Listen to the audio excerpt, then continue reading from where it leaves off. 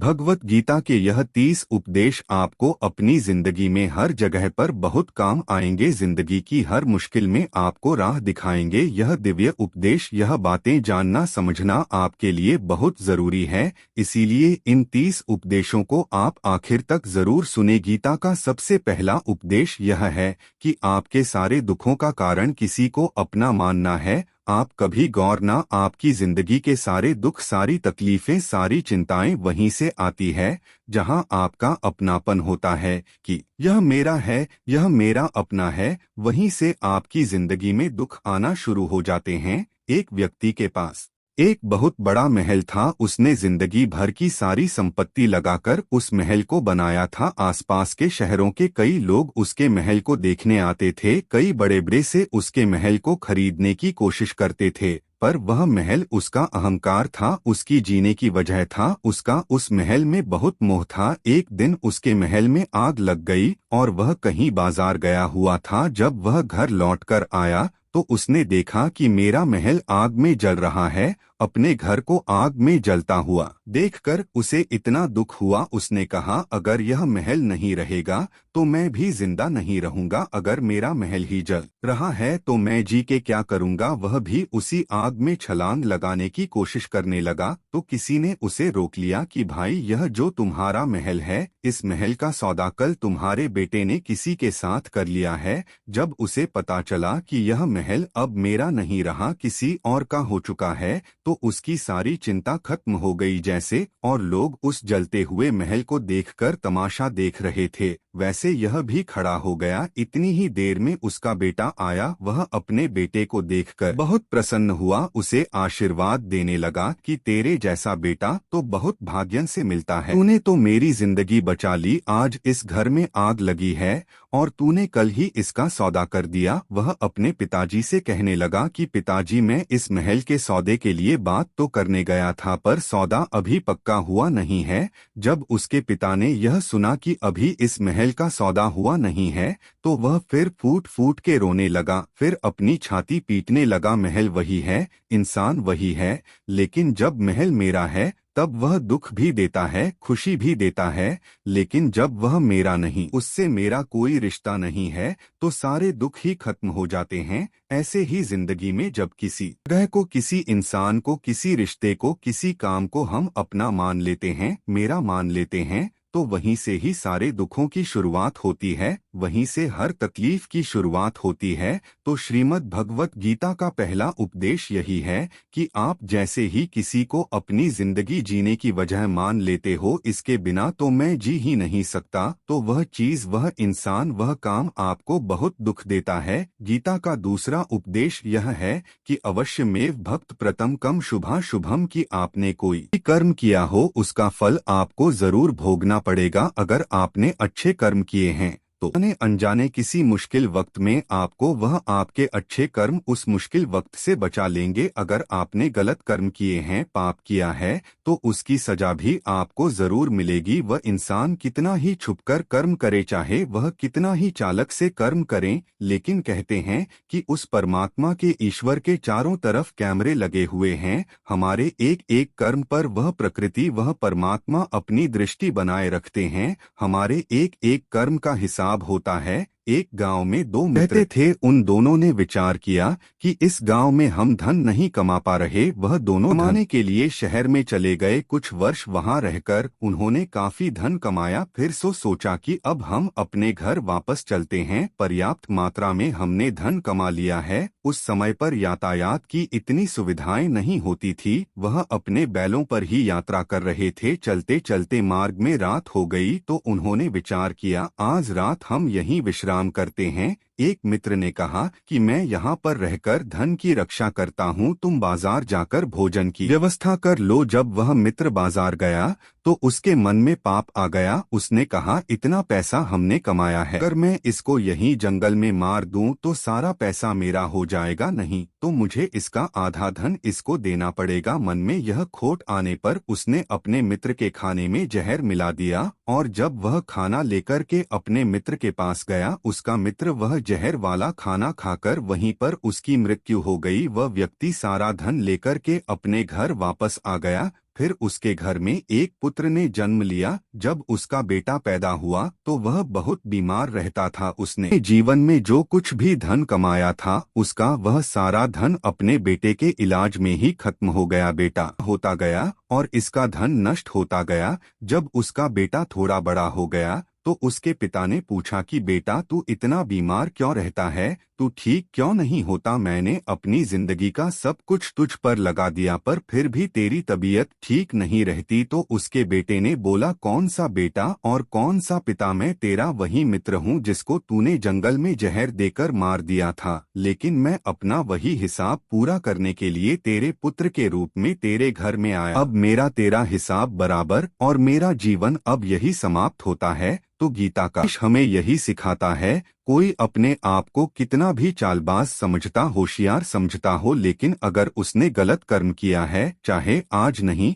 तो कल उसे उसका फल भोगना ही पड़ेगा। कोई भी व्यक्ति अपने किए हुए कर्म से बिना उसको भोगे कभी छूट नहीं सकता। गीता का तीसरा उपदेश यह है कि आज में जियो, कल की चिंता करना छोड़ दो। जो भी व्यक्ति अपने बीते हुए कल या अपने आने वाले कल में खोया रहता है वो जिंदगी में भी खुश नहीं रह सकता। आपको जिंदगी में खुशी और सिर्फ तब मिल सकती है जब आप वर्तमान में जी सके, आज के आनंद को जी सके। बीते कल का और आने वाले कल का कोई वास्तविक अस्तित्व नहीं होता, वो सिर्फ आपकी बुद्धि और आपके विचारों में होता है। उसकी कोई वास्तविकता नहीं होती, उसे सिर्फ आप अपने मन के अंदर और बुद्धि के अंदर जीते हैं। लेकिन जिसे आप वास्तविकता में जीते हैं वह आपका आज होता है, वह आपका चल रहा पल होता है। अगर आप अपने मन और बुद्धि को अपने कल में अटका के रखेंगे, अपने भूतकाल और भविष्य काल में अटका के रखेंगे, तो याद रखना आप कभी खुश नहीं रह पाएंगे।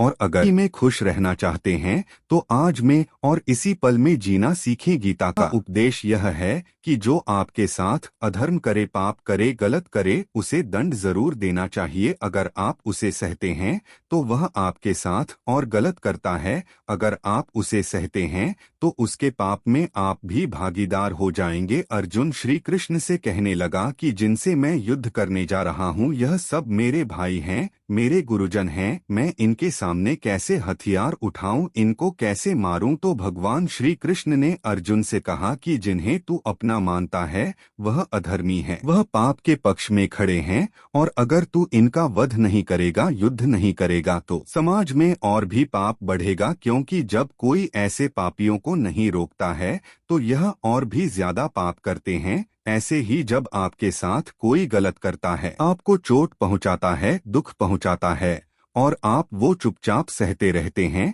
तो उससे सामने वाले को बल मिलने लगता है, वो आपको कमजोर समझने लगता है और आपके साथ गलत करने को वह अपना हक समझने लगता है। लेकिन जब आप उसके गलत व्यवहार को, उसके अधर्म को रोक लेते हैं, उसका विरोध करते हैं, तब वह अपनी सीमा में रहना सीख जाता है। यह कलयुग है। अगर इस जमाने में आपको खुश रहना है तो आपको अपनी रक्षा खुद ही करनी होगी। कोई आपके साथ गलत करे तो उसको कभी नहीं सहना चाहिए, बल्कि उसका सामना करना चाहिए। गीता का पांचवा उपदेश यह है कि किसी से भी हद से ज्यादा मोह कभी मत करना। जिसमें भी आप सबसे ज्यादा मोह लगाओगे, देखना वह आपको जरूर रुलाएगा। मोह की वजह से ही आप किसी के पीछे मरते रहते हैं। मोह के वजह से ही आपको कई बार अपना अपमान भी सहना पड़ता है, और कई लोगों को मोह की वजह से ही अपना अपमान दिखता तक भी नहीं है कि सामने वाला मेरी इज्जत तक नहीं कर रहा और मैं उसके पीछे मर रहा हूँ। मोह आपकी आंखों पर ऐसी पट्टी लगा देता है कि आपको सच और झूठ दिखाई ही नहीं देता, आपको किसी इंसान का चेहरा दिखाई ही नहीं देता। आप जो देखते हैं, जो सुनते हैं, उसी पर यकीन कर लेते हैं। फिर चाहे आपको कितना ही दर्द मिल रहा हो, अगर आप किसी इंसान को ठीक से समझना चाहते हैं, किसी की सच्चाई जानना चाहते हैं, तो उसके लिए यह बहुत जरूरी है कि आप उसके के मोह से जल्दी बाहर आ जाएं। वास्तविकता में रिश्ते दुख नहीं देते, आपका मोह आपको दुख देता है। जिस दिन मोह खत्म, उस दिन आपको किसी भी रिश्ते से कोई दुख नहीं मिल सकता, क्योंकि आपको फिर कोई फर्क ही नहीं पड़ेगा। गीता का छठा उपदेश यह है कि आप वह मत करो जो सब करते हैं, बल्कि वो करो जो आपके लिए सही है। स्वधर्मम निधन श्रेय पर धर्मो भयावह। श्री कृष्ण ने अर्जुन से कहा कि जो तेरा कर्तव्य है, जो तेरे लिए सही है, जो तुझे करना चाहिए तू वो कर, तू कभी भी वह काम मत कर जो दुनिया कर रही है। क्योंकि अर्जुन श्री कृष्ण से कहने लगा कि ऐसे भयंकर युद्ध में पड़ने से अच्छा है कि मैं सन्यासी बन जाऊं। तो श्री कृष्ण ने अर्जुन से कहा कि सन्यासी बनना तेरा कर्म नहीं है, तेरा धर्म नहीं है, तू क्षत्रिय है। तेरा कर्म और तेरा धर्म यही है कि अधर्म का नाश करें, धर्म की रक्षा करें। ऐसे ही हर इंसान का एक अलग कर्तव्य होता है, एक अलग ही मार्ग होता है। तो कभी भी उस मार्ग पर मत जाना जहां सारी भीड़ जा रही हो। कभी भी वह काम मत करो जो दुनिया करती है कि आजकल यह ट्रेंड हो गया है, यह फैशन हो गया है, सब करते हैं इसलिए हम भी कर रहे हैं। सारी भीड़ यही काम कर रही है इसलिए हम भी यही कर रहे हैं। अगर आप वो करोगे जो भीड़ कर रही है तो आप भी उसी भीड़ में कहीं खो जाओगे। लेकिन अगर आप वह करोगे जो आपके लिए सही है, जो आपकी प्रतिभा है, तो दुनिया की सारी भीड़ में भी आप सबसे अलग नजर आओगे। गीता का 7वां उपदेश यह है कि जिंदगी में धोखा अपने ही देते हैं, क्योंकि उनको आपकी कमजोरियों का पता होता है। बाहर वाला आपको धोखा नहीं दे सकता क्योंकि उसको आपके बारे में पता ही नहीं है कि आपको चोट कहाँ पहुँचती है। लेकिन जो आपका अपना है, आपका खास है, उससे बहुत गहराई से पता होता है कि इसकी कमजोरी क्या है। क्या ऐसा करें जिससे इसको दर्द पहुंच सकता है, जिससे इसको हम नीचा दिखा सकते हैं, इसको चोट पहुंचा सकते हैं। यह कलयुग है, इसमें बाहर वालों से नहीं, जो हमारे अपने हैं उनसे ही सावधान रहना होता है। महाभारत का युद्ध दो अलग राजाओं में नहीं हुआ बल्कि एक ही परिवार के भाई में हुआ था। सब आपस में एक ही वंश के लोग थे। कितनी बार दुर्योधन ने जहर देकर के भीम को मारना चाहा, न जाने कितनी बार दुर्योधन ने पांडवों को जान से मारने की कोशिश की। वो उसका पराया नहीं था, उसका भाई था। सारी लड़ाइयाँ घर के अंदर ही होती है, बाहर कौन लड़ेगा हमसे, घर में ही सारे झगड़े होते हैं। तो आपको चोट सिर्फ वही लोग पहुंचा सकते हैं जो आपके अपने हैं। आपको धोखा सिर्फ वही लोग दे सकते हैं जो आपके अपने हैं। गीता का 8वां उपदेश यह है, जो इंसान अपनी रक्षा खुद नहीं कर सकता उसकी रक्षा भगवान भी नहीं कर सकते। श्री कृष्ण ने अर्जुन से कहा, तस्मा सर्वेश कालेश माम अनुसर युद्ध चकी। हे अर्जुन, तू हर काल में मेरा स्मरण करते रहना और युद्ध भी करते रहना। अर्जुन ने श्री कृष्ण से पूछा कि यह युद्ध तो कुछ दिनों में समाप्त हो जाएगा, लेकिन आप कह रहे हैं कि तू हमेशा मेरा स्मरण करता रह और युद्ध करते रहना। हमेशा युद्ध करने का क्या मतलब है? तो श्री कृष्ण ने अर्जुन से कहा कि ये जिंदगी ही रणभूमि है, इस जीवन में सुख दुख आते रहेंगे और तुझे उनका डट के मुकाबला करना है। श्री कृष्ण ने यह नहीं कहा कि तू चुप करके बैठ जाना और मैं लड़ाई करूंगा। बहुत गहराई है गीता के ज्ञान में। हमारे जीवन की डोर भी संभाल के ईश्वर बैठे हैं, लेकिन युद्ध हमें ही करना है। ईश्वर को याद करना है कि हे ईश्वर, मुझे शक्ति देना, मुझे समझ देना, मुझे बुद्धि देना, ताकि मैं अपनी जिंदगी की सारी लड़ाइयां जीत सकूं, मैं जिंदगी में सही मार्ग पर चल सकूं। लेकिन आपको अपनी लड़ाई भी खुद लड़नी पड़ती है। जो लोग यह कहते हैं कि हम कुछ नहीं करेंगे, सब वो ईश्वर करेगा, तो कहते हैं कि आलसी इंसान को देखकर तो भगवान भी घबरा जाता है। ये कुछ नहीं करेगा, भगवान ने बुद्धि दी है, समझ दी है। ईश्वर आपको प्रेरणा देते हैं, शक्ति देते हैं, लेकिन आपको अपनी रक्षा स्वयं करनी होगी। गीता का 9वां उपदेश यह है कि कोई भी ऐसी गंदी आदत खुद को मत लगने देना जो आपकी जिंदगी बर्बाद कर दे। कहीं ना कहीं महाभारत का यह युद्ध एक जुआ की आदत की वजह से ही शुरू हुआ था। सारा खेल वहीं से शुरू हुआ था, एक ऐसी जुआ की लत जहां युधिष्ठिर ने अपने भाइयों को दांव लगा दिया, अपनी पत्नी को दांव पर लगा दिया, ऐसा जीतने का नशा कि अपना सब कुछ गंवा दिया। ऐसे ही हम भी अपनी जिंदगी में जब कोई ऐसी गंदी आदत लगा देते हैं, चाहे वह कोई भी हो, चाहे वह नशे की हो, मोबाइल की हो, किसी इंसान की हो, कोई गलत काम करने की हो, कोई ये गलत आदत जो आपको बर्बाद कर सकती है, अगर आप उसको नहीं छोड़ोगे तो आपका सब कुछ खत्म हो जाएगा। इससे पहले कि आपको खत्म करे, आप अपनी गलत आदतों को खत्म कर दीजिए। गीता का 10वां उपदेश यह है कि आलसी इंसान कभी कुछ हासिल नहीं कर सकता। अधिकतर लोग सिर्फ योजनाएं बनाते रहते हैं कि मुझे बड़ा घर चाहिए, मुझे बड़ी गाड़ी चाहिए, मैं दुनिया घूमना चाहता हूँ, क्या क्या चाहिए यह हर कोई सोच लेता है, लेकिन उस पर मेहनत करना वह बहुत कम लोग करते हैं। क्योंकि चाहना बहुत आसान है, लेकिन उसके लिए कर्म करना वो बहुत मुश्किल है। एक अच्छा फिट शरीर हर कोई चाहता है, लेकिन उसके लिए व्यायाम करना, एक्सरसाइज करना वह आपको ही करना होगा। जो इंसान आलसी बन के बैठ जाता है, ना उसे अच्छा शरीर मिलता है और ना ही अच्छा जीवन मिलता है। तो जिंदगी में अगर कुछ पाना चाहते हो ना, आलस्य को अपनी जिंदगी से जरूर दूर कर देना। आलस के चलते आपको कुछ मिलने वाला तो नहीं, लेकिन जो आपके पास है आप वह भी गवा दोगे। गीता का 11वां उपदेश यह है कि जिंदगी में अगर खुशी चाहते हो तो मन की गुलामी का त्याग कर दो। कई लोग कहते हैं कि हम करना तो बहुत कुछ चाहते हैं, लेकिन कुछ कर नहीं पाते। पता भी सब कुछ है कि क्या करने से हमारी जिंदगी बेहतर हो सकती है, क्या चीज है जो हमको नुकसान पहुंचा रही है, लेकिन फिर भी कुछ कर नहीं पाते। समझते सब कुछ है, लेकिन समझकर भी कुछ कर नहीं पाते। वो इसीलिए होता है क्योंकि आप अपने मन के गुलाम बन चुके हो। अरे लोग तो अपनी जीभ का स्वाद तक नहीं छोड़ पाते, फिर कहते हैं कि हम पतले नहीं हो पाते हैं, फिट नहीं हो पाते हैं, सक्सेस नहीं मिल रही है, क्योंकि जो आपको करना चाहिए आप वो करते नहीं है। आपका मन सब कुछ समझकर भी आपको वह करने नहीं देता। इसलिए जिंदगी में अगर आगे बढ़ना है, मन से चलना छोड़ दो। जो आपके लिए सही है वह आपको करना ही पड़ेगा। गीता का 12वां उपदेश यह है कि जो आपका है वह आपको मिलकर ही रहेगा, और जो आपको नहीं मिला है उसके लिए रोना छोड़ दो। आप जिसके लिए जितना रोगे वह चीज आपसे उतना दूर जाएगी, और जो चीज सच में आपकी है वो कहीं ना कहीं से आपके पास जरूर पहुंच जाएगी। इसलिए जो आपको जिंदगी में हासिल नहीं हो रहा या हासिल नहीं हुआ उसका पछतावा करना, उसके लिए रोना आप बिल्कुल बंद कर दो। गीता का 12वां उपदेश यह है कि आप संसार से जितना प्रेम लगाओगे उतना ही जीवन में दुख और पीड़ा का अनुभव करोगे। गीता का 14वां उपदेश यह है कि जिस इंसान को बात बात पर क्रोध आता है, सुख और शांति उसके जीवन में कभी नहीं आ सकते। क्योंकि जो इंसान बहुत ज्यादा क्रोधी होता है ना, उसके सारे मित्र उसे छोड़ चले जाते हैं,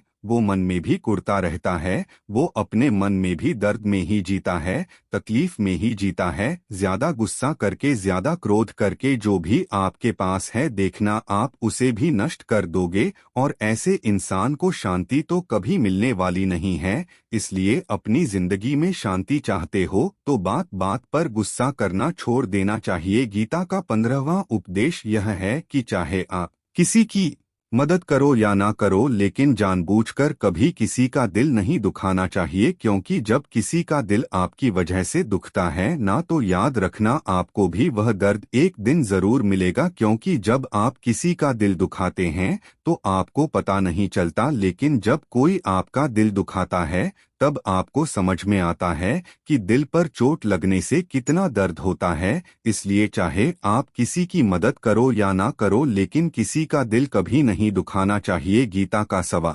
उपदेश यह है, जो मुश्किल वक्त में, जो दुख के समय में आपका साथ दे, सिर्फ वही आपका अपना है, बाकी सब पराए हैं। अपनेपन का नाटक करने वाले बहुत लोग होते हैं, बड़ी बड़ी बातें करने वाले बहुत लोग होते हैं कि हम आपसे बहुत प्रेम करते हैं। कोई भी दुख हो, कोई भी तकलीफ, वो हमें याद करना। लोग दुख उठाने की बात करते हैं, लोग आने जाने की बात करते हैं, हाथ मिलाना तो ठीक से नहीं जानते, और दिल मिलाने की बात करते हैं। जब सच में आपकी जिंदगी में तकलीफ आएगी ना, तब आपको समझ में आ जाएगा कि आपका साथ देने के लिए कौन खड़ा है। क्योंकि उस समय पे सारे लोग भाग जाते हैं, क्योंकि लोगों को पता होता है कि यह व्यक्ति हमारे पास आया तो हमसे मदद ही मांगेगा हमको कुछ दे नहीं पाएगा। लोग आपसे सिर्फ तभी रिश्ता रखते हैं कि आप उन्हें कुछ दे सकते हैं, आपसे उन्हें कुछ फायदा हो सकता है। लेकिन जब लोगों को यह पता चल जाता है, समझ में आ जाता है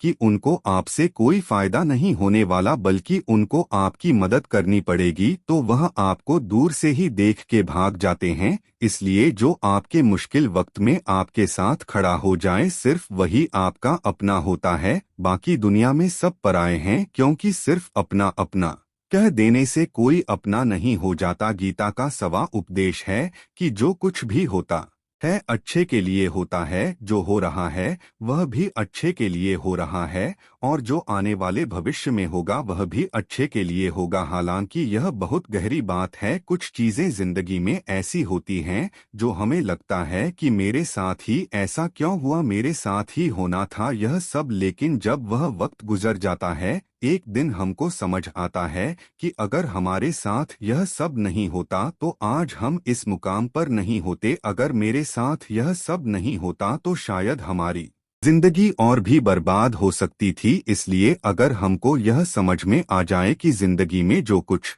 भी हो रहा है वह सब अच्छे के लिए हो रहा है, तो हम जीवन में हमेशा खुश रहेंगे। गीता का 18वां उद्देश्य है कि हर काम को समझदारी से करना ही योग होता है। योगः कर्म सुकौशलम। कई लोग काम तो करते हैं लेकिन उन्हें हासिल कुछ नहीं होता। बहुत लोग कहते हैं कि हम बहुत मेहनत करते हैं तब भी जिंदगी में सफलता हासिल नहीं हो रही। बहुत कुछ करने से, बहुत मेहनत करने से आपको सफलता नहीं मिलेगी, लेकिन सही तरीके से समझ के साथ काम करने से आपको जिंदगी में सफलता जरूर मिलेगी। गीता का 19वां उपदेश यह है कि कभी भी किसी भी चीज की अति नहीं करनी चाहिए। कोई भी चीज हद से ज्यादा मत करना, किसी से प्रेम भी हद से ज्यादा मत करना, किसी से नफरत भी हद से ज्यादा मत करना। हद से ज्यादा मीठा भी खराब, हद से ज्यादा कड़वा भी खराब, हद से ज्यादा आराम भी आपको बीमार कर देगा, हद से ज्यादा खाना भी आपको बीमार कर देगा, हद से ज्यादा भूखा रहना भी आपको नुकसान पहुंचाएगा,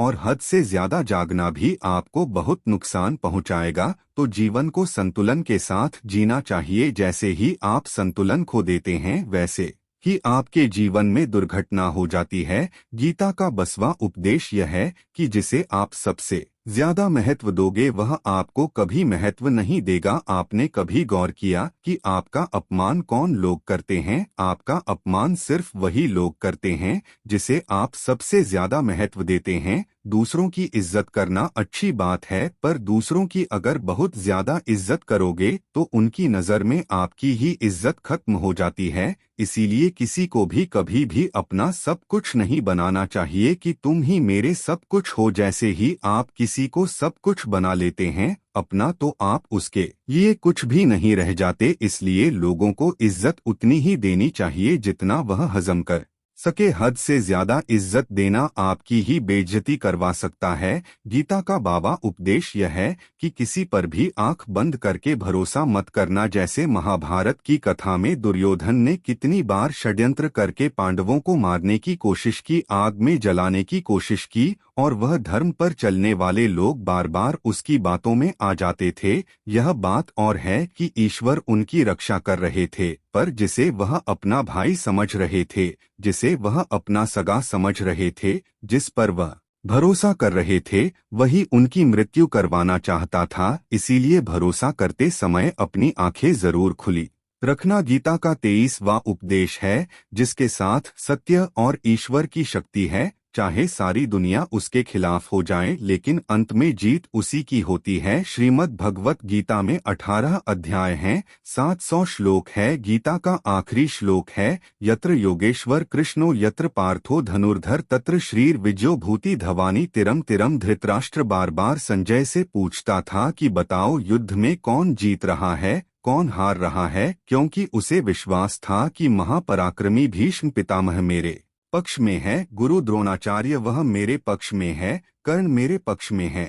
हमें कौन हरा सकता है। लेकिन संजय ने धृतराष्ट्र से कहा कि जहाँ पर ईश्वर है, जहाँ पर सत्य है, हमेशा वही जीतता है। चाहे आपके पास कितनी भी शक्ति क्यों ना हो, लेकिन सत्य और ईश्वर जिसके साथ खड़े हो जाए, उसे दुनिया में कोई भी नहीं हरा सकता। गीता का 24वां उपदेश है कि जीवन में लड़ाई झगड़े से बचना चाहिए, लेकिन जब बात आपके चरित्र, सम्मान और अधिकार की हो तो लड़ना भी चाहिए। अर्जुन भी महाभारत का युद्ध करना नहीं चाहता था, क्योंकि सामने उसके अपने खड़े थे, लेकिन श्री कृष्ण ने उसे उपदेश दिया कि यहाँ पर बात लड़ाई की नहीं है, तेरे सम्मान की है, तेरे चरित्र की है, तेरे अधिकार की है। जो द्रौपदी के साथ कौरवों ने भरी समय अपमान किया, उसे नग्न करने की कोशिश की, इतना बड़ा अधर्म किया, वह तुम्हें कभी नहीं सहना चाहिए। इसलिए बात जब आपके चरित्र पर आ जाए, आपके सम्मान पर आ जाए, तो चाहे वह अपना ही क्यों ना हो, आपको उसके साथ जरूर लड़ना चाहिए। गीता का 25वां उपदेश यह है,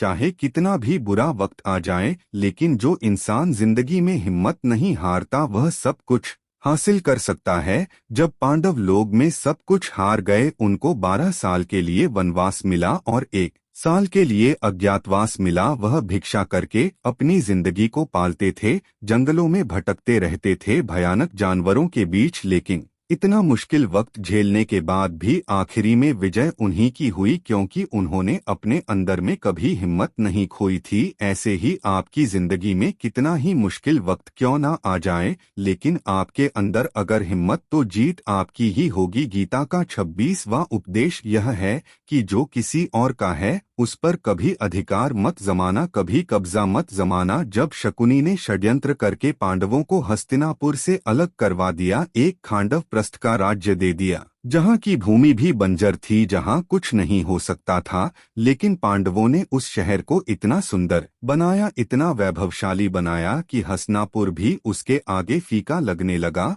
और उनके उस वैभव को देख के, सुख को देख के दुर्योधन अंदर ही अंदर जलता था। उसने कई बेईमानियां करके, षड्यंत्र करके उनका वह खांडव प्रस्थ भी उनसे छीन लिया। जो चीज उसकी नहीं थी, उस पर कब्जा किया, तो उसका आखिर में परिणाम यही हुआ कि जो चीज उसके पास थी, वह भी उसके पास नहीं रही। इसलिए जो आपका नहीं है, कभी उस पर अधिकार नहीं जमाना चाहिए। गीता का 27वां उपदेश यह है कि वही इंसान जिंदगी में सफल माना जाएगा जो अंदर से हमेशा खुश रहता है। बाहर से तो सब कुछ दिखाई देते हैं, लेकिन अंदर से इंसान अशांति से भरा रहता है। बहुत पैसा कमा लिया, कामयाबी हासिल कर ली, लेकिन वह कामयाबी असली नहीं है। असली कामयाबी तब मानी जाएगी जब आपका मन खुश रहता हो। गीता का 28वां उपदेश यह है कि आप जैसा खाओगे वैसा ही आपका मन और आपकी बुद्धि होगी। आप वैसा ही कर्म करोगे, वैसा ही आचरण करोगे। सात्विक अन्न खाओगे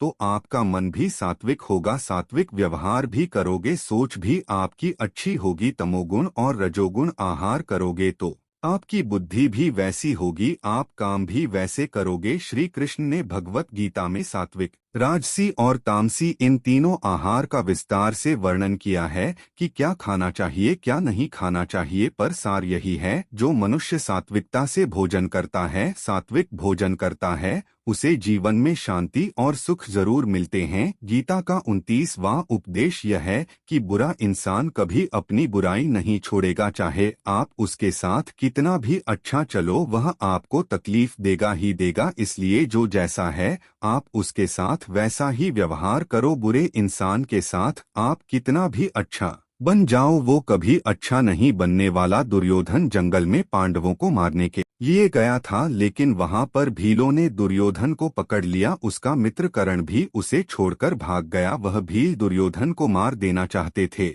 लेकिन युधिष्ठिर अपने भाई की रक्षा करने के लिए वहां पहुंच गया, उसके जीवन की रक्षा की, लेकिन उसके बाद भी वह हमेशा पांडवों का नुकसान ही करता रहा। इसलिए अगर कोई इंसान बुरा है, उसके साथ आप ज्यादा अच्छा बनने की कोशिश मत करो। जो जैसा है, आप उसके साथ वैसा ही व्यवहार करो। गीता का 30वां उपदेश है कि जो इंसान अपने कामों को समय से खत्म नहीं करता, समय की कदर नहीं करता, उसकी जिंदगी का सारा समय व्यर्थ में ही समाप्त हो जाता है, क्योंकि समय ही आपका जीवन है। अगर आप समय को व्यर्थ ही नष्ट करते रहेंगे, व्यर्थ के कामों में देंगे, तो आपको जीवन में कुछ भी हासिल नहीं होगा। अगर कुछ जिंदगी में पाना चाहते हो तो समय की कदर जरूर करना। जो भी व्यक्ति गीता के इन 30 उपदेशों को रोज सुनेगा, समझेगा, तो जिंदगी की कितनी भी मुश्किल से मुश्किल घड़ी क्यों न आ जाए, उसे ऐसे मुश्किल समय में भी रास्ता जरूर मिल जाएगा।